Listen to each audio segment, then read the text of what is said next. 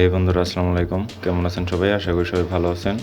তো আজকে আপনাদের মাঝে নতুন আরেকটি টিউটোরিয়াল নিয়ে আসলাম। তো আজকের টিউটোরিয়ালটি হলো কিভাবে খুব সহজে একটি 3D টেক্সট ইফেক্ট তৈরি করা যায় সেটি আজকে দেখাবো। তো চলুন বেশি কথা না বলে শুরু করা যাক আজকের টিউটোরিয়ালটি। ধন্যবাদ।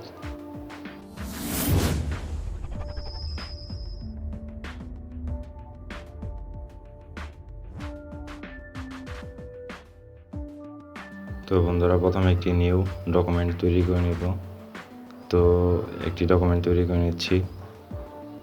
তো এরপর চলে যাব টেক্সট টুলে। টেক্সট টুল থেকে আপনারা যে কোনো একটি টেক্সট লিখে নেবেন। তো আমার টেক্সট লেখা শেষ। তো এখন এটাকে ফন্ট সিলেক্ট করব। এখানে আপনারা ইচ্ছে মতো যে কোনো ফন্ট ব্যবহার করতে পারেন, কোনো সমস্যা নেই। তো চেষ্টা করবেন সবসময় একটু ফন্ট টেক্সট ব্যবহার করার জন্য। তো এটিকে বোল্ড করে নিলাম। এরপর এটিকে একটু বড় করে নিচ্ছি।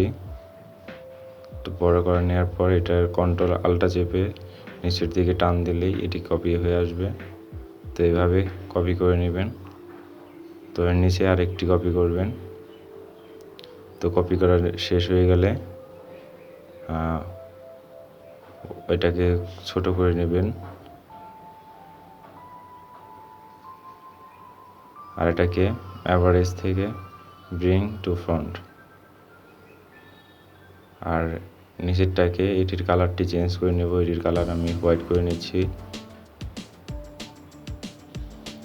তো করা শেষ। এবারে দুটোকে সিলেক্ট করে অবজেক্টে যাব। অবজেক্ট থেকে ব্লেন্ড থেকে মেক ব্লেন্ড ক্লিক করলেই কাঙ্ক্ষিত ডিজাইনের শেপটি চলে আসবে।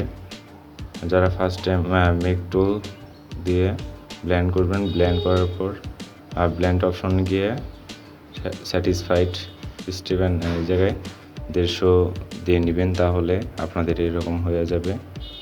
তো এরপর উপরের কালারটিকে চেঞ্জ করে নিচ্ছি। আপনারা যে কোনো কালার ব্যবহার করতে পারেন। তো আমার এই কালারটি ভালো লেগেছে, সেজন্য আমি এই কালারটি ব্যবহার করছি। তো এটাকে সুন্দরভাবে বসিয়ে দিব। দেন এটাকে অ্যাভারেজ থেকে ব্রিং ফ্রন্ট করে দেব। তো শেষ। দেখুন কিভাবে খুব সহজে একটি টেক্সট ইফেক্ট তৈরি করা যায়।